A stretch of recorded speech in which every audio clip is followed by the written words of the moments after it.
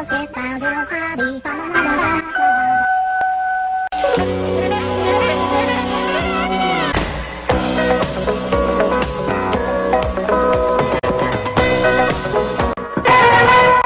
Welcome back to Pat and Ken at the holidays, the pandemic edition 2020. Here we are again, Ken. I'm Pat McDonald, the Uber critic. And I'm still Ken Candela in my palatial estate here in Gallatin, Illinois, and I'm the movie wag. All right, we're on Zoom this year, Ken. Zooming along. So far? It's going along pretty well. This segment is, we go to TV land, and we occasionally do this. We'll take an episode from a very popular sitcom or series and look at their Christmas episode, as we did with Happy Days and All in the Family. Bewitched. And more in previous years. Yeah. So this year, Ken, we're doing Dragnets.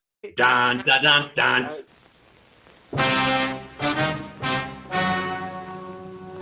Ladies and gentlemen, the story you are about to see is true.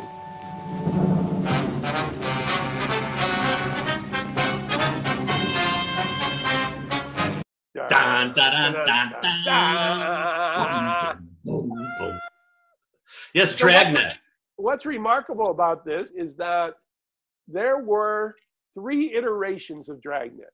The first started on radio, and we remember the series, the color series, right, with Harry Morgan in the 60s and early 70s. Right. But this was the first TV version that began in 1951, the same year as I Love Lucy. Right. So you could consider this like a historic television because it started very early.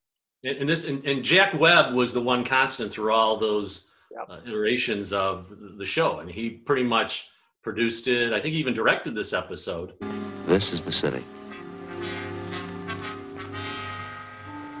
Los Angeles, California. I work here. I'm a cop. When you start watching the show, the cadence of it is just as I remembered. It's basically like watching paint dry. I mean, and the dialogue between characters is almost like a never-ending interrogation. What do you mean, a comic book? No, one of those funny ones, you know. No, I don't, Frank. Well, some of the pages have holes in them. You look through and there's a picture on the next page. So if you want to buy a suit, I have a sample right there.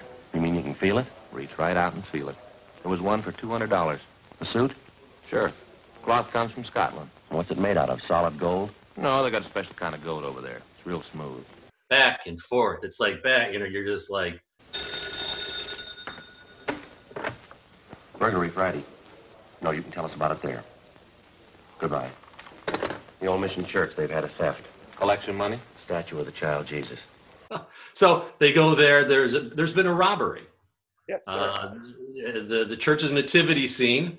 The little baby Jesus has been stolen. I'm sorry to bother you, man. All right, Father. Especially now, the holiday season. We cash our checks, Father. You want to tell us what happened? Or what you think happened? I discovered the statue was missing right after the 6 o'clock mass. You say the 6? Yes. That was the charm of the show. I was digging it because I hadn't seen a Dragnet in years. I mean, watching this, I'm like, wow, now I know why I liked Dragnet back in the day. Well, his partner is Frank Smith. Frank Smith. Very generic name. Yeah. Played by Ben Alexander. Of course. How could I forget that? Now, why would any parishioner care what baby Jesus was in the crèche? But the priest seemed to think that everybody cared about it. We could get a new one, but it wouldn't be the same. We've had children in the parish. They've grown up and married. It's the only Jesus they know. It's the only Jesus they know. Right. And even though they've gone to a pawn shop, and the guy brings out probably exact replica of the baby. A reasonable facsimile therein. And the pawn shop owner, man, he's a weird, like, conspiracy-riddled character who's just way out there. Mr. Flavin. But if a man had a statue and wanted to sell it, he'd come to a place like this. Sure, but he wouldn't want to sell it. You may be right, Mr. Flavin. I don't know what you fellas are looking for, but if it's somebody who stole a statue, he's crazy and you won't find him. You won't find him as long as you live, or in a million years. He was played by Ralph Moody. because he chewed the scenery like I'd never seen anybody chew it. But then they introduce another character, a drifter, who they suspect is the actual culprit of the theft. Your name Claude Stroup? Yes, sir. Police officers. We'd like to talk to you. I didn't do anything against the law. Honest, I didn't do anything against it. You haven't been accused. I want to take you downtown. We'd like to talk to you. No, sir, I'm not going. I'm not going anywhere. I'm not going to talk to anybody. You're half wrong already. Was And there a warrant? You know, I assumed if they had had a rubber hose, they would have beaten him with it. But but he lives almost like in a halfway house. Yeah, a halfway house with other drifters. And they have some of them in there. They have a scene where 3 of them are singing. Good King Wenceslas looked down on the feast of Stephen. And I thought for sure they were going to come back to that at the end. I thought that like Joe Friday would be singing with them at the end, but they never came back to it. Yeah.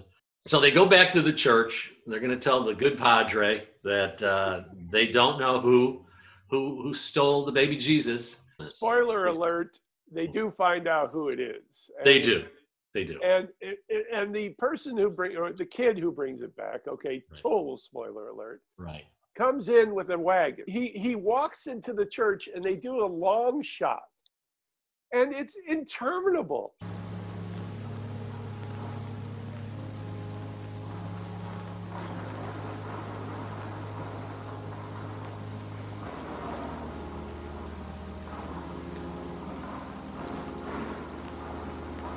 You see him open the door and he just walks towards the camera and they don't cut. No. Jack Webb loved that shot because he showed him leaving in the same slow, deliberate manner. So how many bells are you going to give this one, Pat? Oh, or do you want me to give you my bells first? It's so nicely nostalgic and kind of weird too. So it's definitely worth seeing. Right. So I'm going to give it a 3 out of 4. 3 bells out of 4. And I'll see your 3 and I'll match your 3. All right. Nice. Finally, it's just for the, like you said, the nostalgia of seeing that kind of old repertoire of Jack Webb talking and grilling people and having no emotion whatsoever most of the time. Just the facts. Just the facts. Usually the show ended with what the punishment was. There were only 2 episodes in that entire first black and white series that didn't have an ending like that. And the Big Little Jesus was one of them. Right. But the names were changed to protect the innocent. Just like you, Ken, innocent. Dragnet, 1953. Dun, dun, dun, dun. In our next segment, we'll take a look at a treatment of A Christmas Carol. And it's a little different take because it's all performed by one very talented impressionist, Rich Little. He plays all the parts, and it's A Rich Little Christmas Carol. That's next on Pat and Ken at the Holidays. We wish you a Merry Christmas. We wish you a Merry Christmas. We wish you a Merry Christmas and a Happy New Year.